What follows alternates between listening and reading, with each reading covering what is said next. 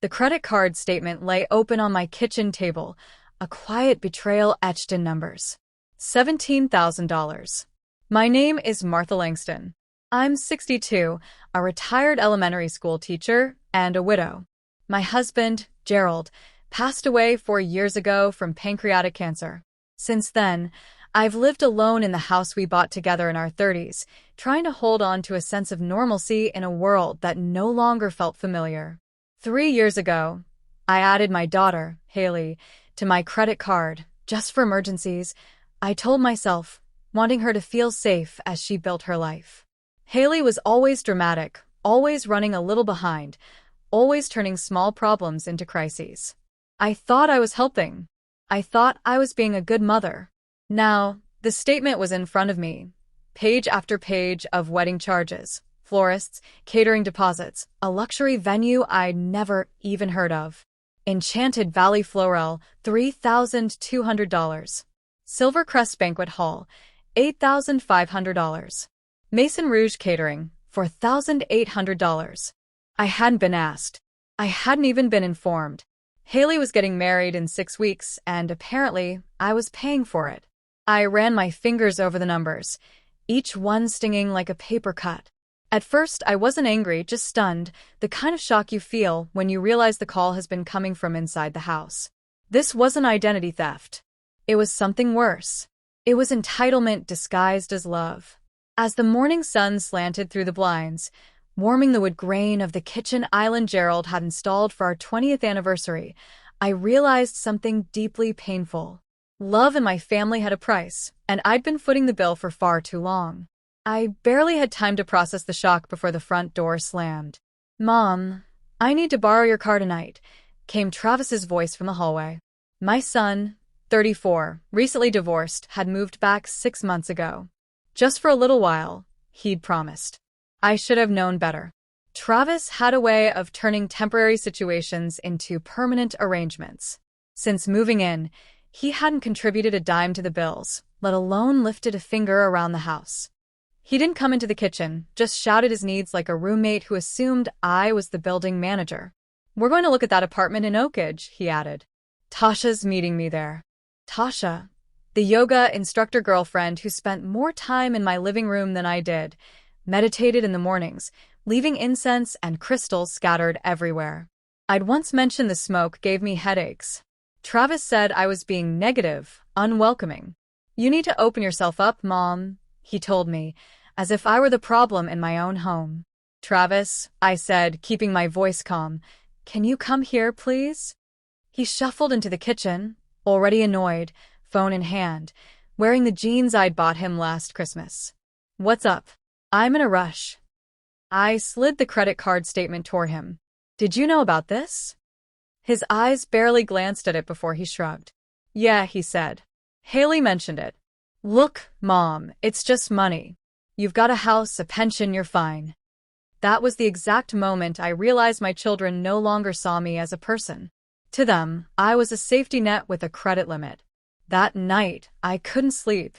I kept seeing those numbers, $3,000 for flowers, $8,000 for a venue, nearly $5,000 for food. I thought of Gerald. He would have been furious, not just at the spending but at the audacity. Haley's text came just before midnight. "Hey Mom, can you handle the final catering deposit for next month? It's only like $2,000. Gerald's life insurance should cover it, right? You're the best." I stared at the message for a long time. Then, I did something I'd never done in 34 years of motherhood. I deleted it, not out of spite, but with clarity. And for the first time, I understood that silence wasn't kindness. Silence was permission. I sat in Gerald's old recliner, the one he used to nap in with a book open on his chest. The house creaked around me in its familiar way. I thought about how hard we'd worked to build a stable life, a life meant to carry me safely into old age. Instead, I'd been bleeding it dry, one ungrateful request at a time. No more. By morning, I had a plan. First, call the credit card company, report unauthorized charges, freeze the account, and begin the dispute process. Second, call the bank, revoke Travis's access to my checking and savings accounts, cancel the debit card he'd been using like an allowance. Third, call my lawyer, Janet Morrison, the same woman who had helped me settle Gerald's affairs. I needed to revise my will. I wasn't seeking revenge. I wanted protection. Because if my children only saw me as valuable when I was giving, then it was time they learned what happened when I finally stopped. The love I had given freely for decades had been mistaken for obligation. That misunderstanding ended today. By 9 a.m., I had made all the calls. The credit card was frozen. The bank confirmed Travis's debit card would stop working by noon. Janet scheduled me for a 4 p.m. appointment to begin revising my will. And I felt lighter than I had in years. That peace lasted until 10:37 a.m. when my phone rang. Haley. I let it go to voicemail. Then it rang again. And again. On the fourth call, I answered. Mom. Thank God. Something's wrong with your card. The florist called and said the payment didn't go through. I know, I said calmly. The card has been frozen. A pause. What? Why? Because I didn't authorize $17,000 in wedding expenses. Another pause. Then came the voice I knew too well, the sugary, coaxing tone she used as a teenager after wrecking the car or failing a test. Mom, come on. We can fix this. Just call them and explain. It's all a mistake. It's not a mistake, I said. You used my card without permission. You said I could use it for emergencies. A wedding is not an emergency, Haley. But the vendors, if we don't pay, will lose everything. You're really going to ruin your only daughter's wedding. That line. That guilt-soaked plea. Don't you love me enough to fix it? I want you to have a beautiful wedding, I said. But I want you to pay for it yourself, like adults do. She went silent. I could hear her breathing, simmering, trying to figure out how to turn this in her favor. You're being unreasonable. Possibly, I replied, but I'm also being clear. I hung up. By the time I returned from the hardware store with new locks in hand, Travis's car was already in the driveway. Inside, Tasha was blending a smoothie with fruit from my fridge, her crystals spread across my dining table. Travis looked up from his phone. Hey, something's wrong with my debit card. I set my purse on the counter. No, Travis. It's working exactly the way it should. He blinked. What's going on? And Haley's freaking out. I closed your access to my bank accounts, I said evenly.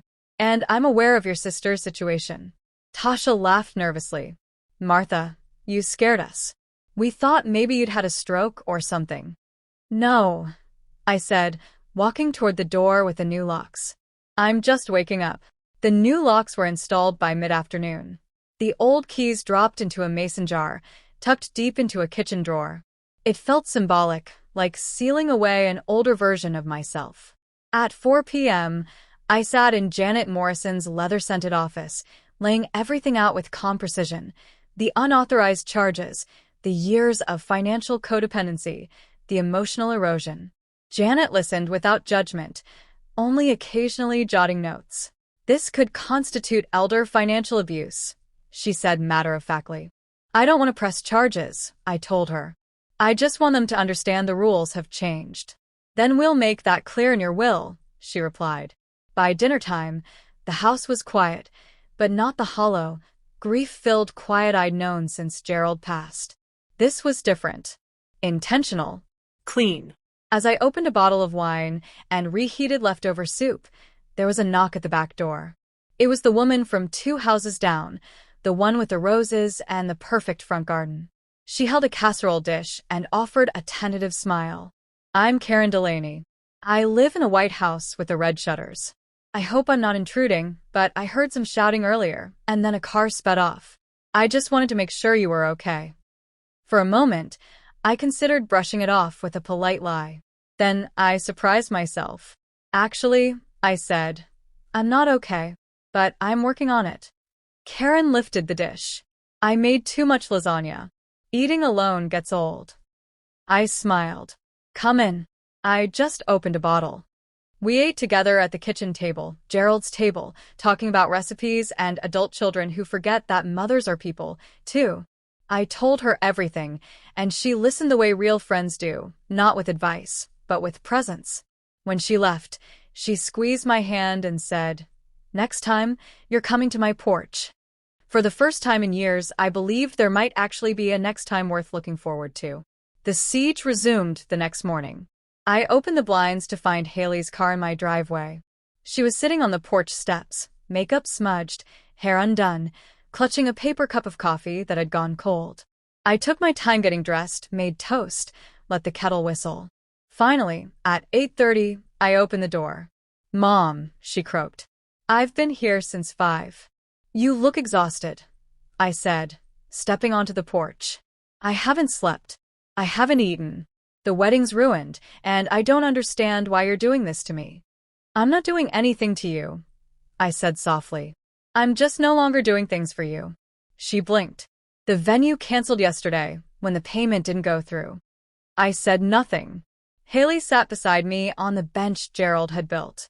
She was still my daughter, and I still loved her, but something had shifted. She didn't look like a child anymore.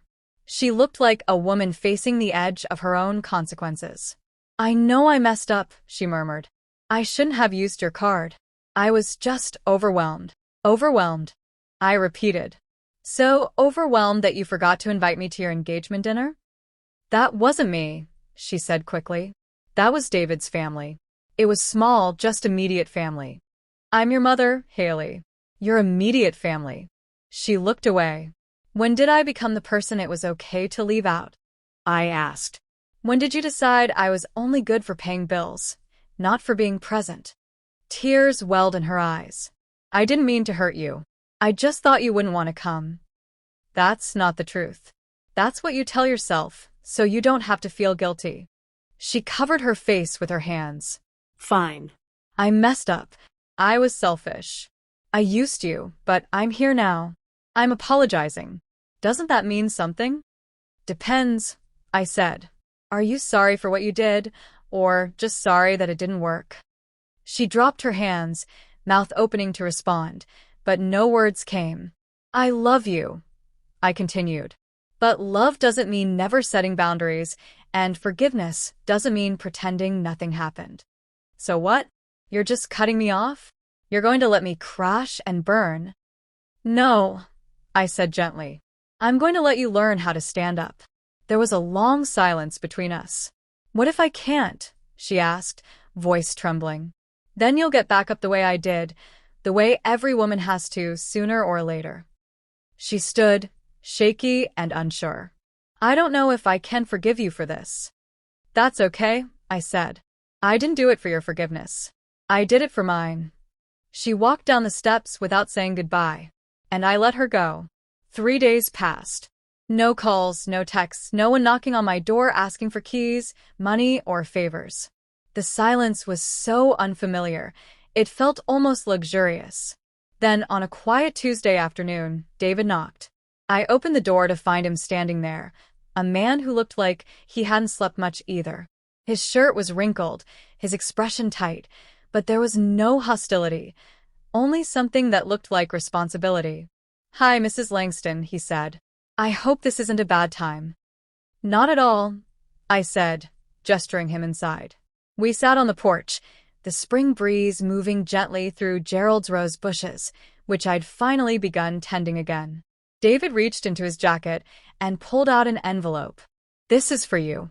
Inside was a cashier's check for $8,500. "I can't accept this," I said immediately. "Yes, you can," he replied. "Half the wedding charges were for me too, the venue, the catering. Even if I didn't know where the money came from, I still benefited. I want to make it right." I studied his face.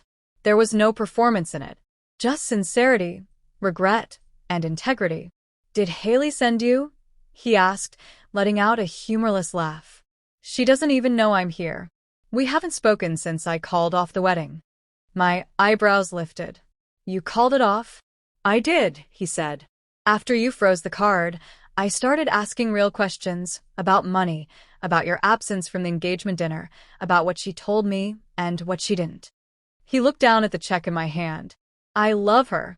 I really do. But I realized I don't know if she's ready to love anyone the way love requires, truthfully, honestly, without expecting someone else to carry the weight. I didn't say anything.